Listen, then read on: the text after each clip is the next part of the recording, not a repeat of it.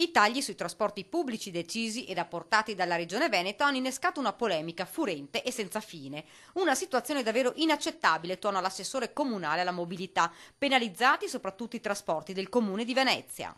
I dati sono purtroppo inesorabili.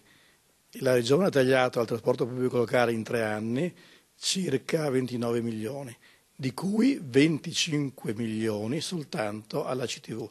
Quindi tutto il resto del Veneto ha avuto un taglio di 4 milioni in 3 anni, l'azienda veneziana ha avuto un taglio di 25 milioni di euro, pari a circa l'85% del taglio complessivo. Non solo, ma anche la navigazione ha pagato un prezzo salato, 16 milioni di euro in 3 anni. Un taglio, commenta l'assessore, ingiustificato e insopportabile. Una società in queste condizioni ha davvero gravi difficoltà nel mandare avanti l'attività.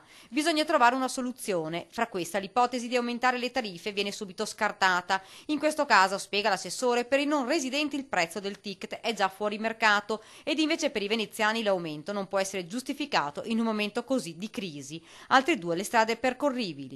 Efficientare maggiormente l'azienda, ma ci sono dei limiti oltre i quali non si può andare perché ci sono molte voci fisse che non possono essere compresse, affrontare il tema del costo del personale, che sarà una scelta ovviamente ineludibile nei prossimi mesi.